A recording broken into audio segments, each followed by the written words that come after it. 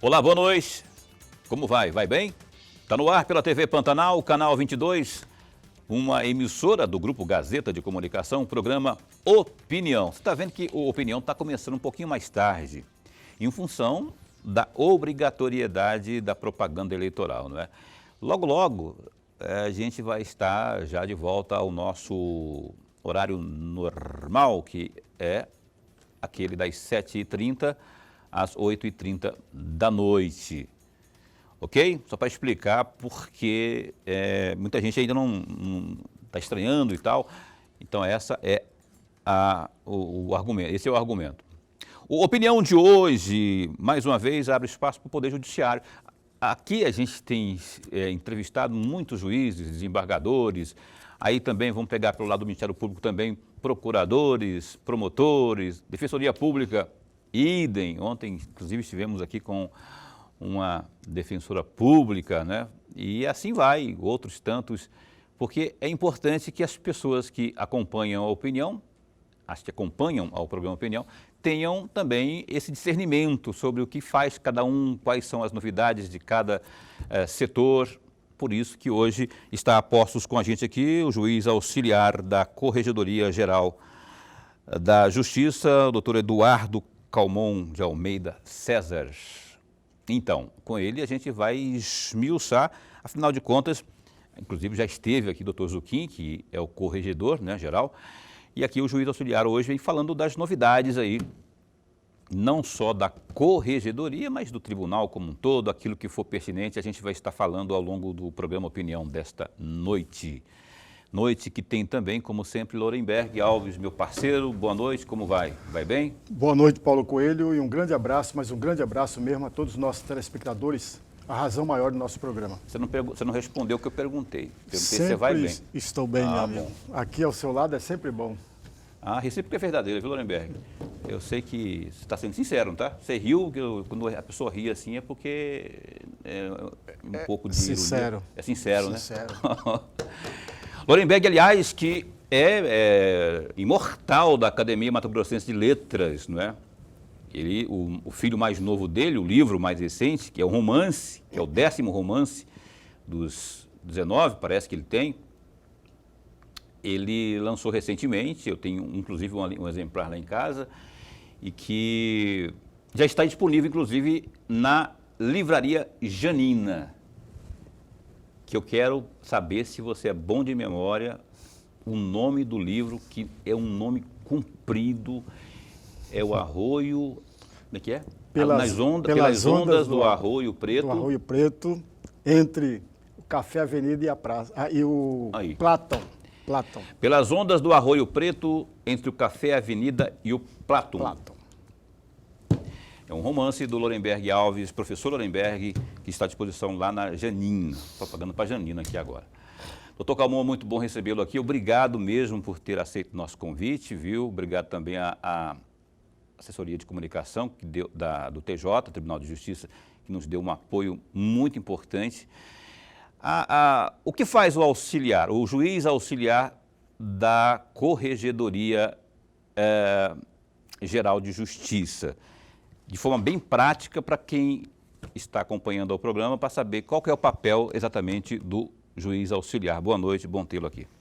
Boa noite a todos os telespectadores. Para mim sempre é uma grande alegria estar aqui na companhia de dois profissionais que realmente são profissionais diferenciados no estado de Mato Grosso, que fazem um jornalismo sério, competente e capaz de chegar a todo o estado de Mato Grosso com a melhor propriedade que se pode esperar de um jornalismo ético. Então, para mim sempre é uma alegria estar na companhia dos senhores e agradecer a oportunidade do espaço para o Poder Judiciário do estado de Mato Grosso, porque é sempre bom o Poder Judiciário vir e realmente mostrar as suas tarefas, os seus deveres e o cumprimento realmente do que lhe compete para a população, para que a população possa cada vez mais ter um serviço de melhor qualidade. Muito bem, respondendo a sua pergunta, o juiz auxiliar da Corregedoria, hoje nós temos um quadro com 4 juízes auxiliares, fica responsável por determinadas pastas que são afetas à competência da Corregedoria Geral. Então, nós temos, rapidamente, para se entender, nós temos o órgão central, o órgão principal, que é a Corregedoria Geral, onde é investido a figura do Corregedor Geral,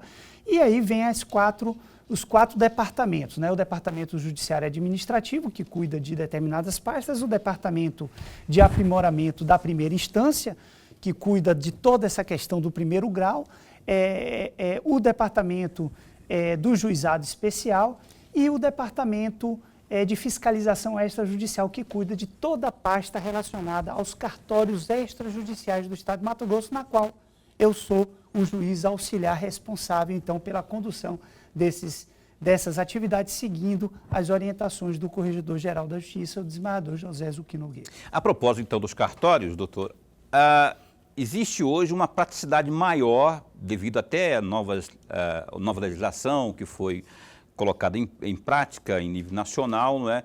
E eu gostaria que o senhor falasse hoje, porque muita gente desconhece o quão importante é esse braço, que são os cartórios aqui no estado de Mato Grosso. Muita gente não sabe os benefícios, por exemplo, que o cartório pode estar ofertando às pessoas. Isso aqui, na verdade, é uma nota social propriamente, para que você tenha essa amplitude, essa imagem mais aberta do que são os cartórios aqui no estado.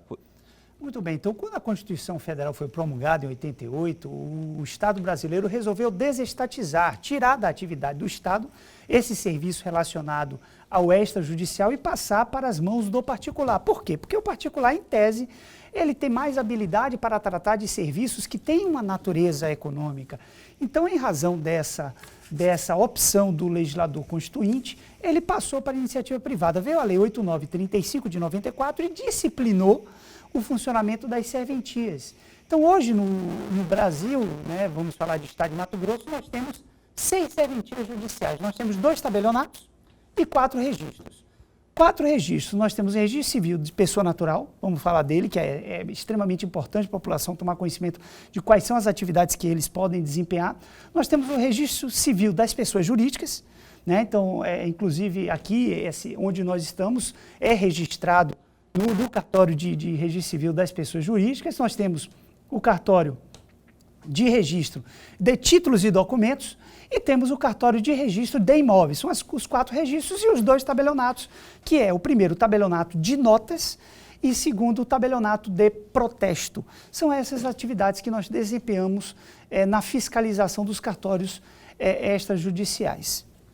Muito bem. Vamos falar mais sobre os cartórios, que tem muito mais ainda, tem muito mais assunto, muito mais detalhes que você precisa saber sobre todo esse universo dos cartórios aqui, que estão bem perto da gente, não é? Pode facilitar, inclusive, muito a vida de muitas pessoas. Professor Lorenberg. Juiz, antes de mais nada, registrar a nossa alegria, mas a alegria mesmo de tê-lo aqui. O nosso programa ganha, o amigo telespectador, eu não tenho dúvida nenhuma, já está ganhando com a presença do senhor aqui. Eu vou aproveitar trechos da resposta que o senhor acabou de nos dar para pedir uma reflexão do senhor a respeito do provimento número 47 de 2021, que é um projeto piloto que alguns cartórios estão oferecendo ao cidadão. E eu estou mencionando exatamente os documentos basilares do cidadão. E aí eu tenho 2 perguntas para a reflexão do senhor. Aliás, uma pergunta só. Qual a importância dessa parceria com os cartórios, porque não são todos ainda, são alguns deles. Qual a importância dessa parceria com o cartório e qual o balanço que o senhor faz a respeito desse projeto piloto? Muito bem, né? Eu quero parabenizar o doutor Lorenberg aqui pelo questionamento. Eu acho que é um questionamento de interesse social bastante imersivo, porque realmente tira uma série de dúvidas acerca do funcionamento dos cartórios que cuidam de assuntos que são extremamente importantes para o exercício da cidadania. O provimento 47 ele está ligado essencialmente aos cartórios de registro civil das pessoas naturais. Quando se fala de registro civil das pessoas naturais, nós estamos falando de nascimento, estamos falando de óbito, estamos falando de casamento, estamos falando de emancipação, ou seja, todos os fatos que alteram o estado da pessoa. Então, o cartório de registro civil é aquele cartório conhecido como um verdadeiro ofício de cidadania. Por quê? Porque ele vai permitir que o cidadão brasileiro possa iniciar a sua existência sob o ponto de vista formal para o Estado brasileiro. É por meio do primeiro registro de nascimento que ele obtém a sua identidade perante o Estado e passa a então poder exercer pessoalmente, seja por meio de representantes, seja por meio de assistentes ou até ele mesmo, os direitos civis que são inerentes à sua pessoa humana. Então, o cartório de registro civil das pessoas naturais desempenha um papel de extrema relevância. E o cartório de registro civil das pessoas naturais, pela Lei 8935, que é a lei que rege a atividade dos cartórios, ela determina que haja em cada município, no mínimo, se tiver que ter apenas um, que tenha o registro civil das pessoas naturais. Porque é ele que dá o início ao exercício dos direitos de cidadania. Havendo um município maior, com a maior extensão, a lei ainda determina que haja um cartório de registro civil das pessoas naturais em cada distrito. Então, veja, o que é que o Judiciário percebeu? Nós percebemos que hoje o serviço público, e o cartório é um serviço público, que tem a maior capilaridade no estado de Mato Grosso, quando se fala de braço do Poder Judiciário, é o registro civil das pessoas naturais. Então, o Poder Judiciário, com base no provimento 47, objetivou o quê? Aproveitar a estrutura, a expertise, o know-how das serventias extrajudiciais relacionadas ao registro civil das pessoas naturais, com o objetivo de expandir serviços que são indispensáveis para que a gente possa ter um exercício efetivo da cidadania. Então, por meio dessas serventias, nós celebramos convênios com as maternidades. Por quê? Porque isso são dados do IBGE, que é responsável pelo colheita e armazenamento desses dados. Constatamos que nós temos um problema endêmico no Brasil, que é o problema do subregistro. Crianças que nascem, crianças que crescem, chegam à fase adulta e que nunca tiveram um documento de identidade, que nunca sequer foram registradas no cartório de registro civil. Eu lhe pergunto, como que essa pessoa pode receber um serviço público do Estado, se formalmente ela não existe para o Estado?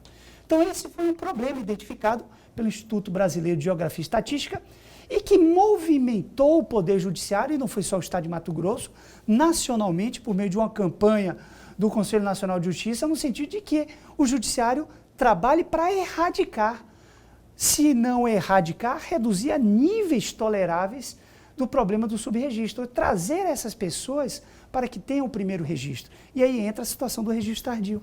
Pois é, há mais ou menos uns 3 meses, doutor Calmon, teve uma audiência pública, né, tratando do subregistro, né?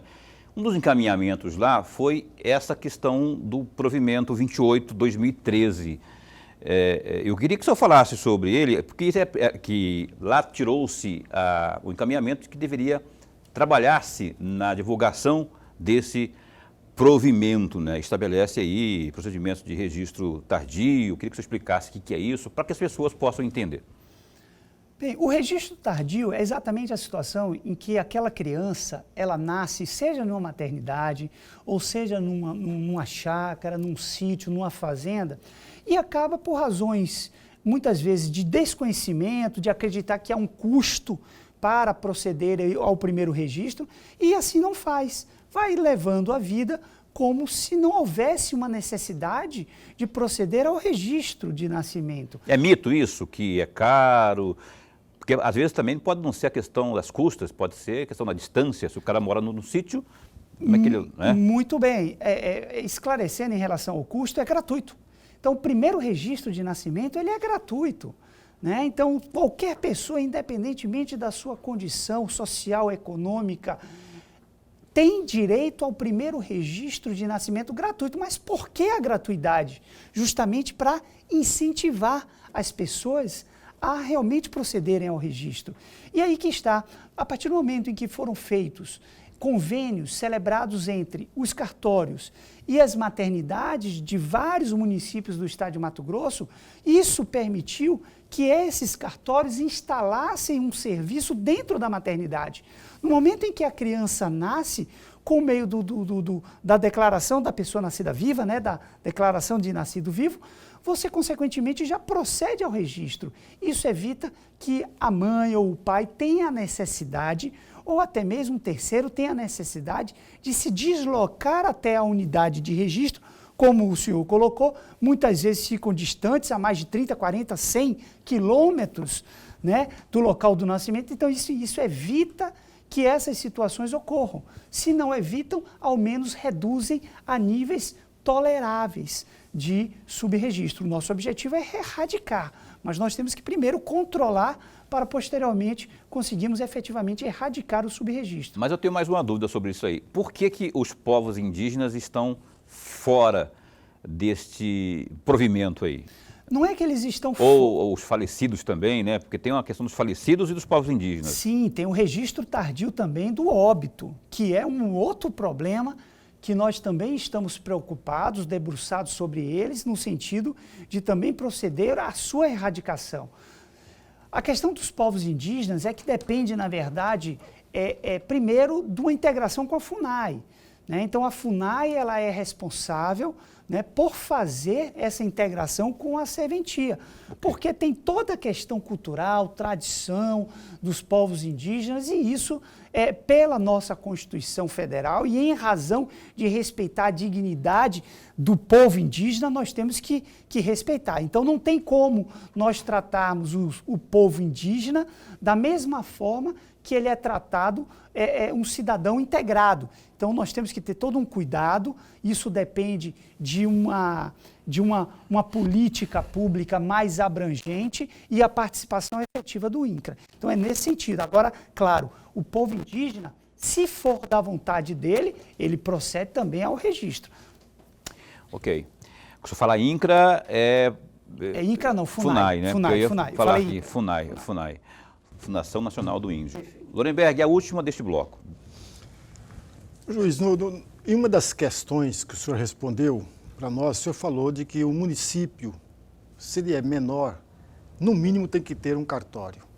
Mas no dia 14, aí eu gostaria de um comentário mesmo do senhor, no dia 14 de setembro, o Corregedor-Geral de Justiça, e o senhor estava presente, o desembargador José Zuquim, recebeu o vereador Manuel Amaral, presidente da Câmara de Vereadores de Rodolândia, e o procurador do município, Rodrigo Sampaio, na oportunidade em que esses representantes dos municípios estavam reivindicando exatamente um cartório de tabelionato de notas e registro civil, cuja falta obriga o morador, no caso do nascimento ou de morte, deslocar-se a mais de 400 quilômetros para ir até Comodoro para fazer o seu registro.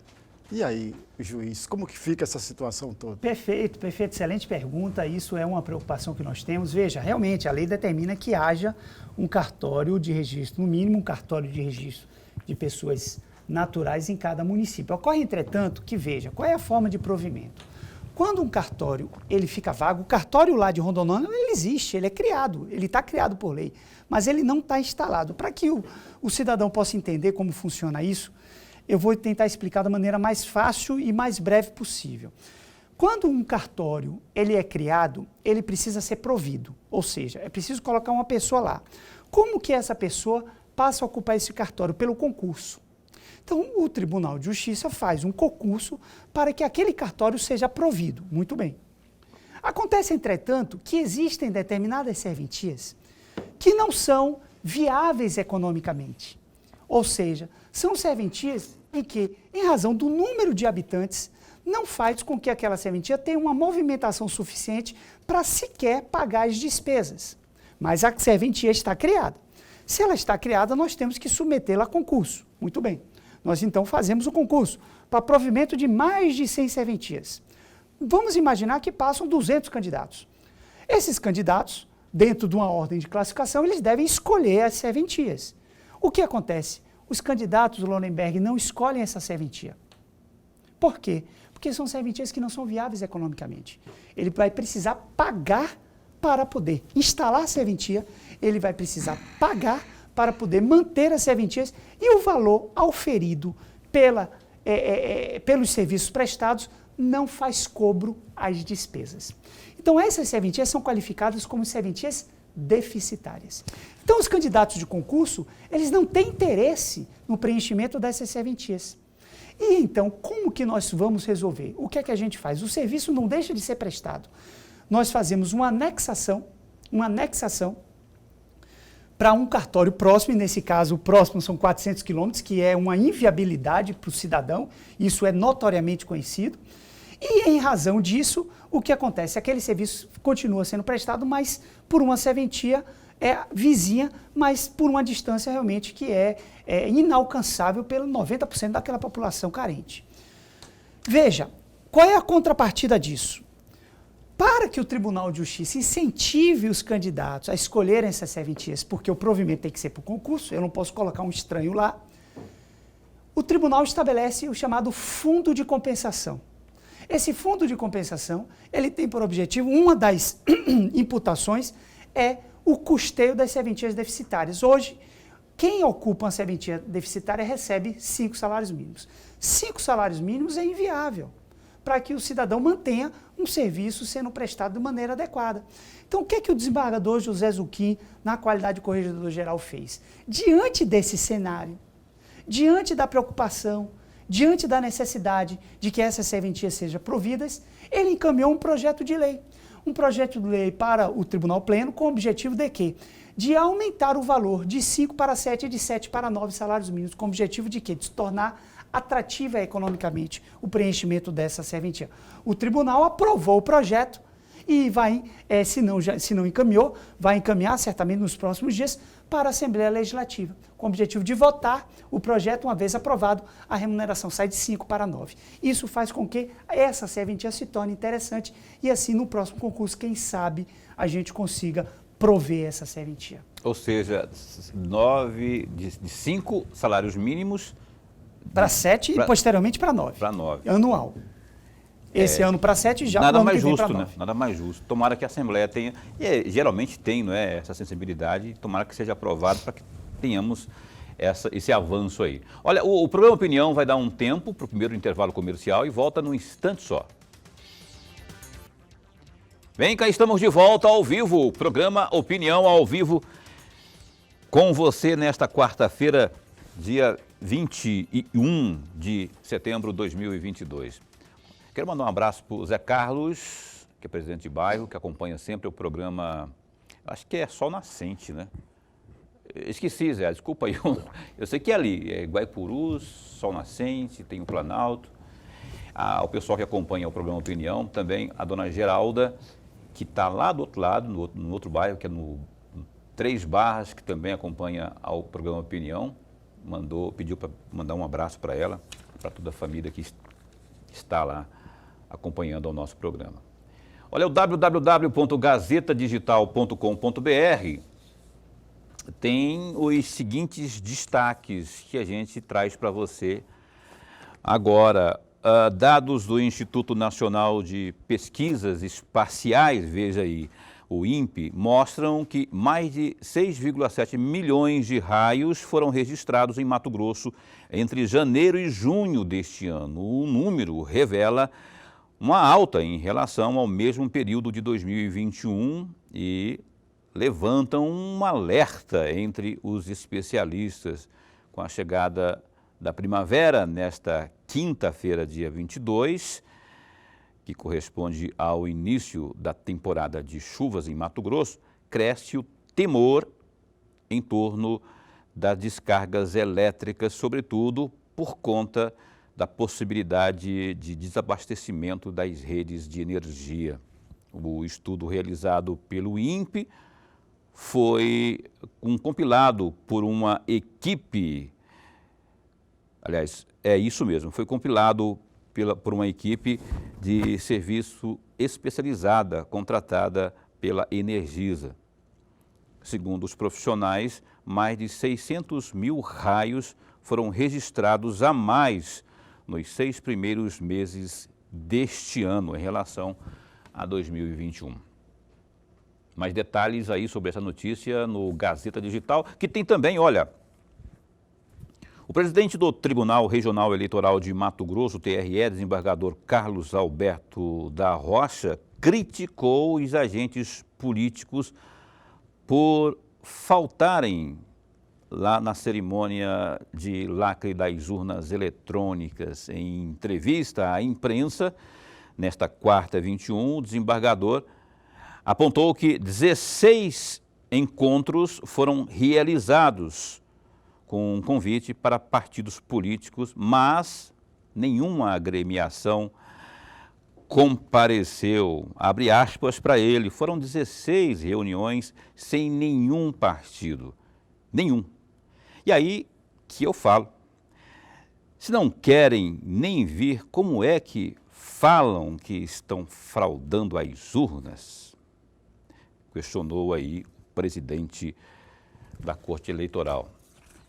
Lorenberg, ele está certo ou ele está com a razão? Eu acho que ele está certo e está com a razão de falar isso aí, porque ele, na hora de reclamar é o primeiro, mas na hora de comparecer lá para saber as regras, some. Corretíssimo. E aí há todo um trabalho da Justiça Eleitoral convidando lideranças políticas, convidando representantes dos partidos, convidando os próprios partidos a estarem presentes em todos esses momentos e, no entanto, não aparecem. E aí, as pessoas que não aparecem são os primeiros a manifestarem contrário à urna eletrônica, contrário a uma série de coisas. Ora, para você fazer críticas, é necessário primeiro que você participe de todos os eventos convidados pela Justiça Eleitoral. Esse é o problema maior. Está certíssimo aí, na minha opinião também, concordo com o Lorenberg sobre essa posição aí do doutor Carlos Alberto. Olha só, a opinião de hoje está entrevistando o doutor juiz auxiliar da Corregedoria Geral de Justiça, Eduardo Calmon, com quem a gente está falando de vários assuntos, a gente focou na questão dos cartórios. E eu vou fazer o seguinte, eu vou pedir para o Lorenberg abrir o bloco, porque ele citou a questão de um vereador que se reuniu com o Corregedor Geral e que tem alguma coisa nesse sentido que você quer incrementar aí para completar a informação? Exatamente. Juiz, na resposta anterior, eu fiquei na dúvida e talvez o amigo telespectador também esteja na mesma dúvida. Ora, se não tem esse cartório, quer dizer, o cartório existe, mas não está... Se não tem esse serviço prestado ao cidadão, isso significa dizer que eles vão ficar muito tempo sem esse serviço ou não? Rondolândia, né? Rondolândia. Muito bem.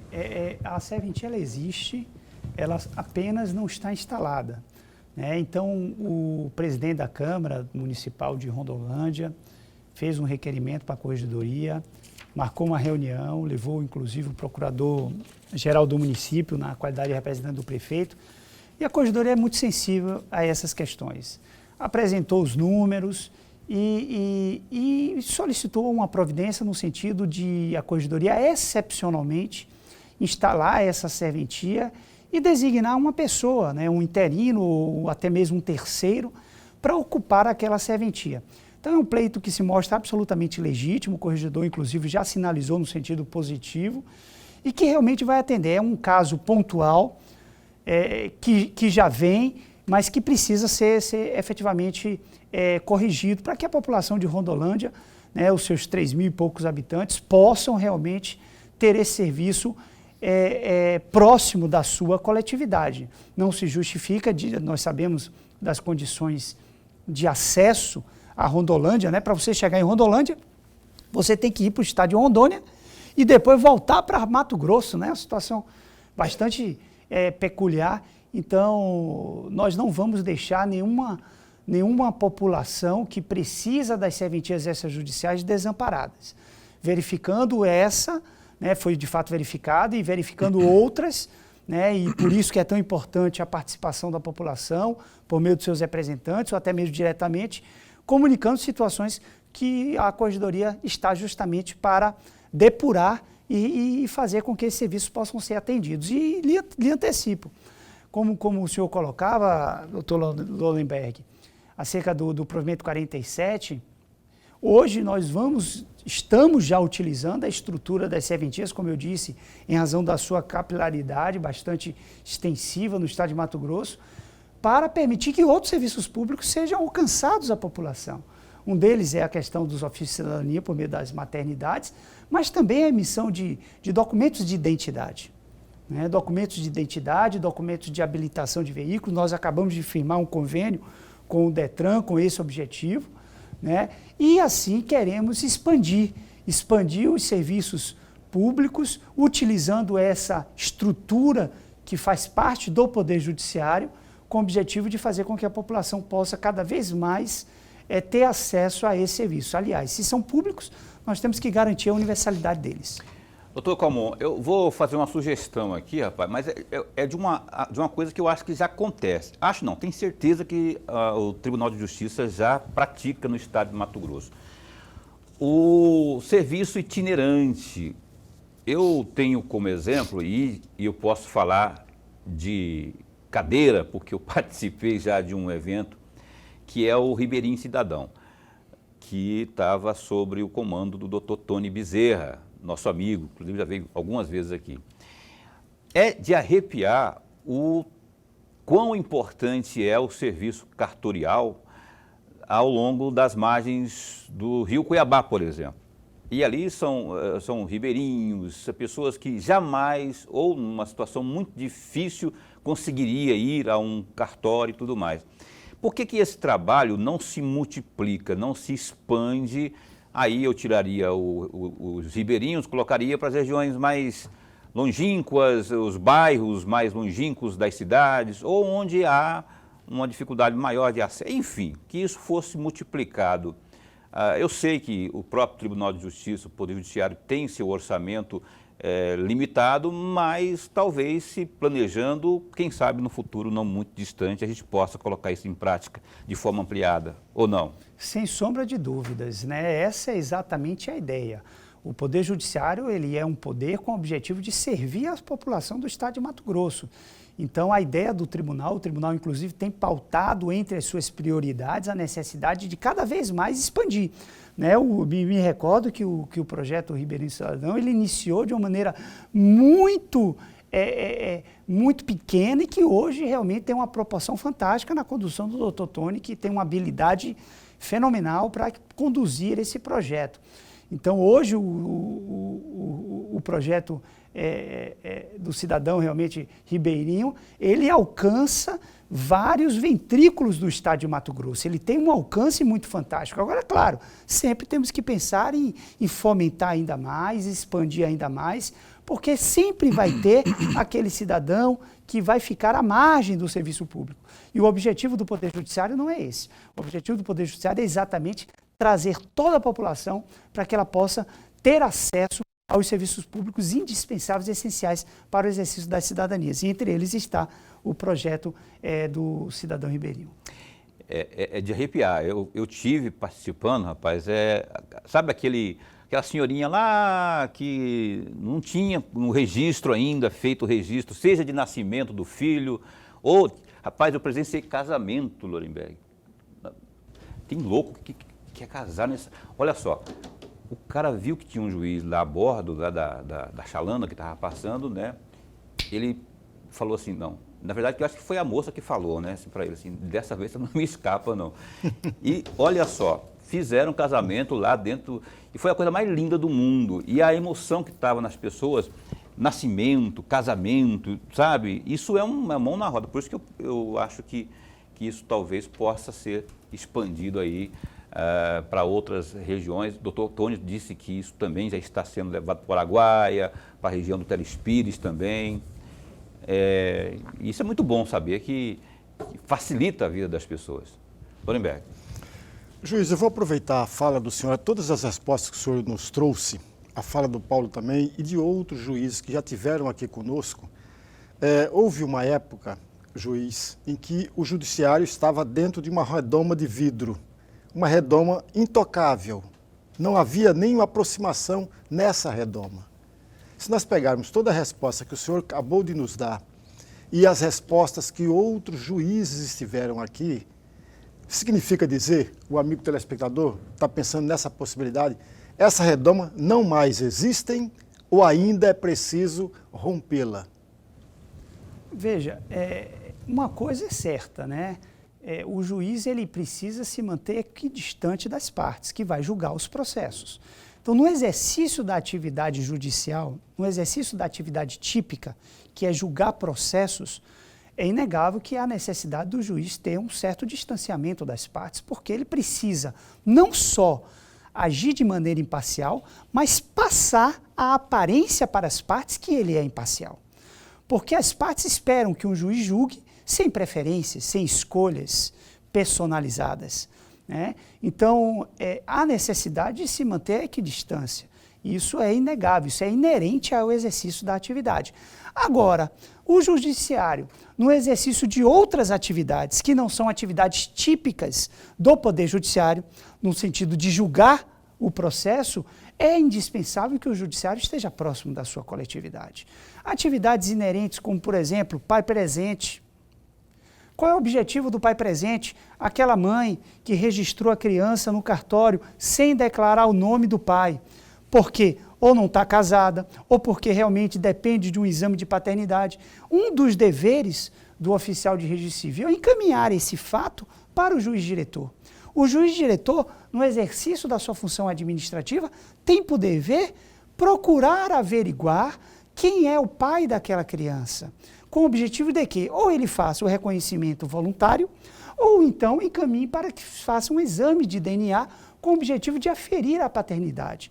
Isso é trazer cidadania àquela criança. Isso é trazer dignidade à criança de saber quem é o seu pai e ter o seu pai, se assim desejar, registrado no seu assento de nascimento.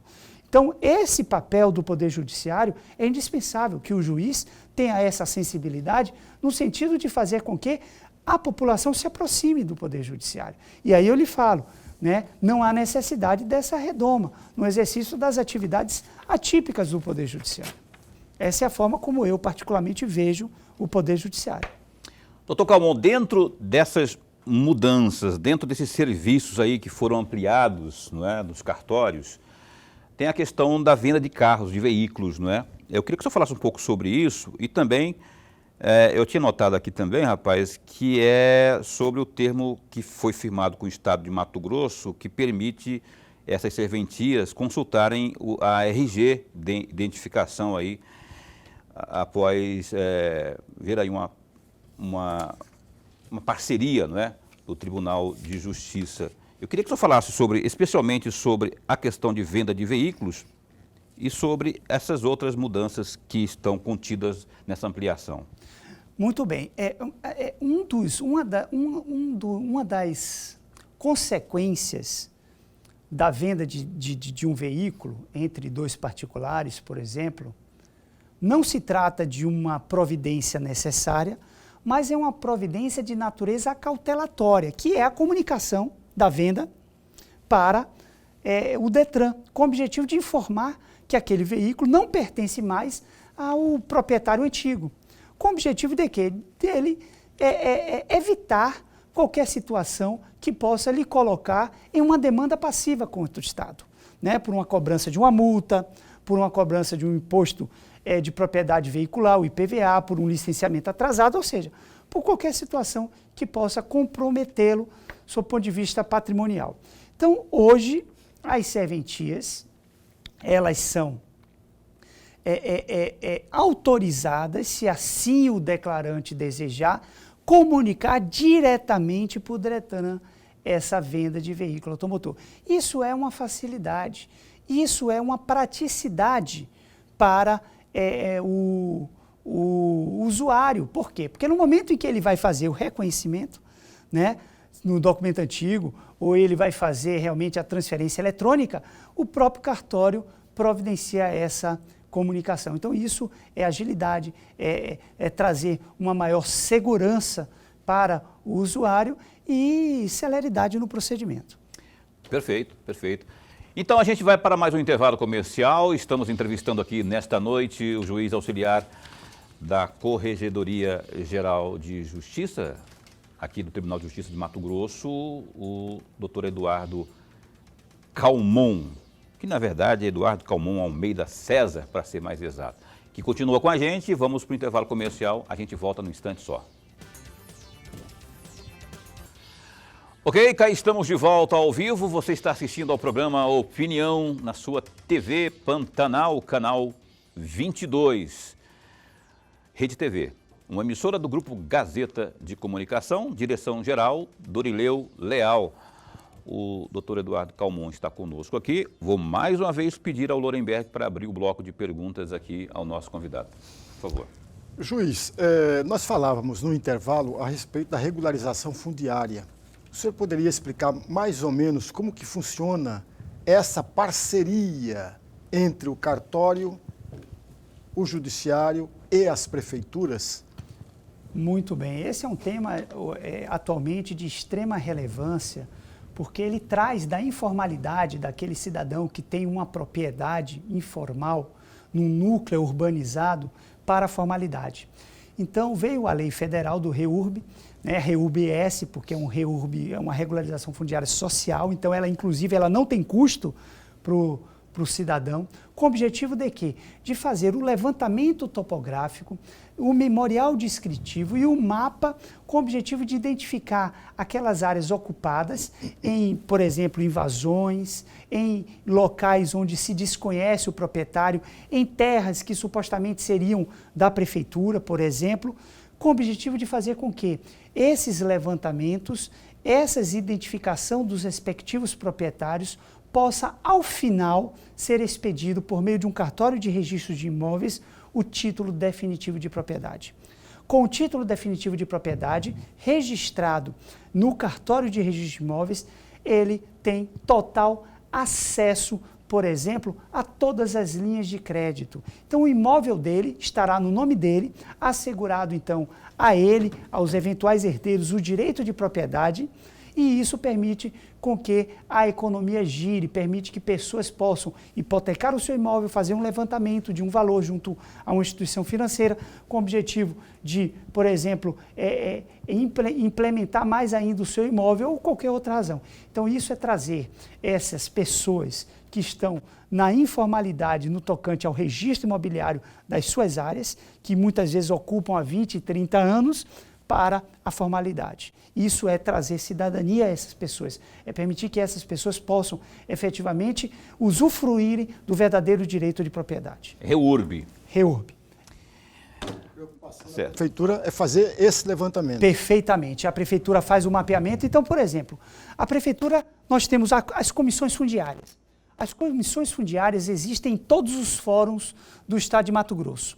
Então, qual é o objetivo? O juiz, diretor, ele faz uma reunião com a presença da prefeitura, com a presença do Ministério Público, com a presença da Defensoria Pública, com a presença do Intermate, com a presença, se o imóvel, por exemplo, recair sobre uma área rural do INCRA, ou seja, com a presença de diversos atores com o objetivo de encontrar o melhor caminho para a regularização daquele bairro, daquele distrito, daquela localidade. A prefeitura estabelece um ponto de partida, vamos regularizar o bairro A. E aí procede-se a identificação das pessoas, o mapeamento, a definição dos lotes, por meio de coordenadas geodésicas, né, por meio do georreferenciamento, com o objetivo justamente de delimitar e identificar os respectivos proprietários e as áreas. Com base nesses documentos, né, dá-se então entrada ao cartório de registro de imóveis com o objetivo de regularizar aquela área. Tá certo, aqui você está assistindo ao programa Opinião, na sua TV Pantanal, canal 22, são 8h42, tem um recado da Maxlog. Maxlog, pensou em logística, pensou Maxlog, acompanhe aí. Olha, o meu recado é para você que está buscando um local para armazenar e estocar as suas mercadorias. Eu apresento a você a Maxlog, uma empresa que está no mercado há 10 anos e possui uma infraestrutura completa e segurança 24 horas. Atualmente, a Maxlog conta com 3 unidades em Cuiabá e uma unidade em Goiânia. Sua infraestrutura de galpões possui 167 mil metros quadrados de pátio e 55 mil metros quadrados de área coberta. A Maxlog tem como diferencial a oferecer aos seus clientes os seguintes serviços: monitoramento 24 horas por dia, portaria, serviços de carga, descarga para cargas batidas e paletizadas, sistema de pesagem de balança, banheiros e restaurante. A Maxlog também oferece serviços temporários de carga e descarga e ainda armazenamento. Agende a sua visita. Entre em contato com a Maxlog pelo 65 3611 6900. Maxlog, excelência em logística. Um abraço aí para o Kennedy, para o Ricardo, o pessoal da Maxlog acompanhando também o programa Opinião. Aqui a gente continua a entrevista com Eduardo Calmon, juiz de direito, juiz auxiliar da Corregedoria Geral de Justiça. Paulo, mas o doutor Calmon não era lá do Fórum de Várzea Grande? Era, está lembrado dele de lá, né, da acompanhamento aí, acho que é a vara da proteção à mulher, não, vara da violência doméstica. A propósito disso, doutor, tem uma recomendação não, é indicação da Corregedoria, no sentido de que os cartórios, não é, acompanhem as questões aí, a campanha em favor das vítimas de violência doméstica. O que você falar sobre isso? É a campanha Sinal Vermelho, né? Essa campanha é uma campanha nacional. E a mulher, vítima de violência doméstica, ela possa, diante de uma situação em que esteja passando algum tipo de ameaça, algum tipo de violência, se utilizar de um sinal, um designativo na mão ou em qualquer outra parte do corpo, caracterizado como um X, com o objetivo de denunciar, informalmente, denunciar implicitamente aquela violência pela qual ele está passando. Você sabe por quê? Porque quando se fala de violência doméstica, a primeira coisa que vem em mente é a violência física, né? Ou a violência verbal. Uhum. Mas não são as únicas formas de violência. Psicológica. Existe a chamada violência patrimonial, que é aquela em que, por exemplo, vou dar um exemplo hipotético aqui, em que o marido, né, ele força a esposa a autorizar, por exemplo, a venda de um imóvel do casal. Seja por qualquer razão, né? A esposa não quer, mas ele a leva forçada, coagida, a uma serventia extrajudicial de registro de imóveis e lá faz com que ela dê uma declaração viciada no sentido de que ela autoriza a venda do imóvel do casal. E isso acontecia e essa campanha tem por objetivo fazer com que ela, numa situação dessa, de uma violência patrimonial, em que seja forçada a consentir na transferência daquele imóvel para um terceiro, possa, por meio de um sinal identificativo, avisar àquele serventuário que está atendendo que ela está vítima, passando pelaquela situação de violência doméstica. Aquele serventuário deve fazer um atendimento humanizado, no sentido de retirar a vítima daquele momento em que ela está da violência, conduzi-la até uma sala reservada, protegendo a integridade da vítima e, posteriormente, acionar os órgãos de segurança que são os responsáveis para reprimir esse tipo de comportamento. Essa campanha é tão importante, mas ela está em vigor desde junho de 2020, não é? E é um grande auxílio, aí no caso dos cartórios, mas tem aqui, já trouxemos vários outros agentes ligados à causa de proteção à mulher, falando inclusive dessa questão do sinal vermelho, de outras, não é? De outros mecanismos, SOS Mulher, enfim, o aplicativo propriamente. E o sinal vermelho, ele consiste num X, né, num sinal na mão, vermelho.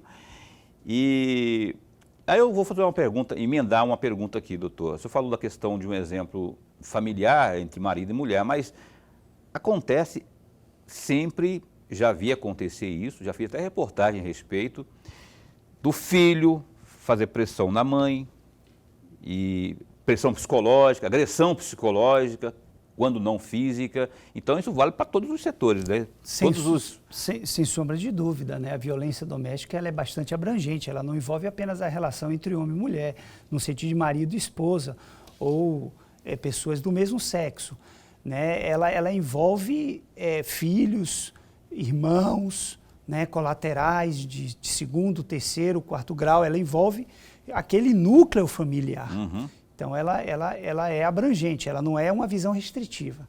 Nuremberg. Eu vou aproveitar a carona dessa questão, o juiz, para pedir uma reflexão do senhor.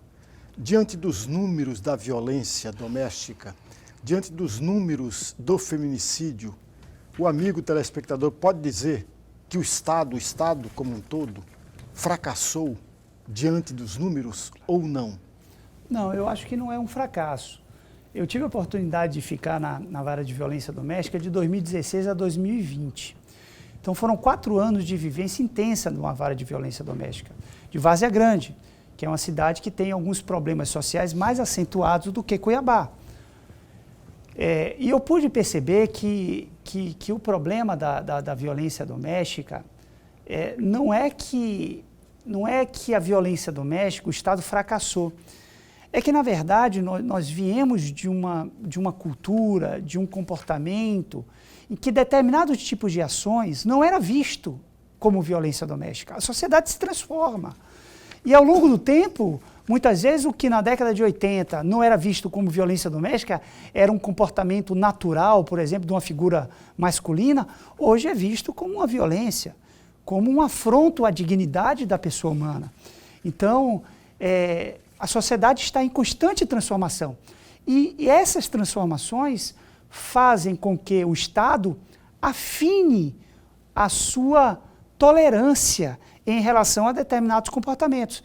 Então, quando se fala aqui hoje, nós temos uma enxurrada de violência doméstica, que antigamente nós não tínhamos, isso não procede a uma verdade absoluta. Por quê? Porque hoje os critérios de definição de violência doméstica são totalmente diferentes dos critérios que nós tínhamos quando se iniciou a publicação da lei, né? Nós vamos afinando esse controle e vamos nos tornando mais intolerantes com determinados comportamentos, que é fruto de uma cultura machista, que muitas vezes é fruto de uma cultura enraigada em relação a determinados comportamentos sociais. Ou seja, são vários fatores. Só para encerrar aqui o programa, está caminhando para o final aqui, doutor. Está voando o tempo aqui, né? Eu queria que o senhor falasse como é possível, como se forma ou como se formam os termos de parcerias técnicas com o Tribunal de Justiça. Na verdade, termo de cooperação técnica, que eu acho que é o nome que é usado, né? É fácil de fazer, porque muita gente quer colaborar, mas de repente não sabe como. Sem sombra de dúvida, não é nada complexo, nós temos modelos desses termos, basta apenas o interessado, a serventia extrajudicial, se mostrar apta no sentido de aderir, porque ainda a adesão não é obrigatória na expansão desses serviços públicos, como, por exemplo, emissão de identidade, carteira de identidade, emissão de carteira de habilitação. Então, a adesão desses serviços ainda é facultativa pelas serventias. Por quê? Porque envolve um investimento. É preciso comprar equipamentos de segurança, que hoje são equipamentos utilizados pela Politec. Então, são equipamentos caros que envolvem investimento, mas que trazem retorno financeiro à própria serventia.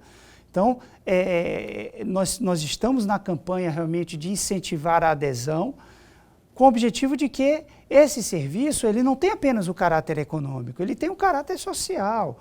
Né? O objetivo, quando uma pessoa assume uma serventia extrajudicial, ela primeiro precisa ter em mente que o objetivo dela é servir a sociedade, né? E posteriormente, claro, ser ressarcida daquele trabalho que ela desempenha como qualquer trabalhador. Né? Mas a primeira função de um serventuário do extrajudicial é atender a coletividade muito bem, como o judiciário vem desempenhando as suas atividades propriamente ditas. Doutor Calmon, Eduardo Calmon, muito obrigado por ter vindo aqui. Eu quero deixar aí um minuto para suas considerações finais. Pode ser que tenha algum assunto, e eu sei que há vários assuntos ali envolvendo a nossa Corregedoria do Tribunal de Justiça, mas se tiver algum que o senhor queira ressaltar, ou se a gente não falou que o senhor queira abordar aqui, um minutinho para suas considerações finais. Eu realmente quero agradecer os senhores pela oportunidade concedida ao Poder Judiciário do Estado de Mato Grosso. É por meio da imprensa que o Poder Judiciário do Mato Grosso consegue realmente mostrar a todo o Estado o que vem fazendo com muita vontade, com muita seriedade, com muito objetivo de realmente fazer com que o Estado cresça socialmente e a população possa ter um serviço cada vez melhor, e dizer que praticamente os senhores esgotaram todos os temas que realmente são interessantes para a população em geral do Estado de Mato Grosso, e parabenizá-los aí pela forma como vem desempenhando esse papel da imprensa livre. Obrigado por ter vindo. O senhor sabe agora o caminho, né? A primeira vez, só pegar aquele caminho ali, ó, e chegar ali, bater a campainha que a gente abre. Sempre a postos para bem informar as coisas, principalmente do nosso Tribunal de Justiça, da nossa Corregedoria. Seja, ó, o convite está feito, logo a gente vai estar perturbando para o senhor voltar aqui, viu? Eu agradeço, muito obrigado. Um abraço para a Larissa também, que é jornalista, que representando aqui ao setor de comunicação do TJ, Ranieri, um abraço. Nuremberg, então a gente se encontra amanhã. Até amanhã. A Lúcia Helena Barbosa, ela é presidente do CRM, Conselho Regional de Medicina. Vai estar ao vivo conosco amanhã, às 7h55 da noite. Então, se cuida. Até lá, fica bem, fica com Deus também.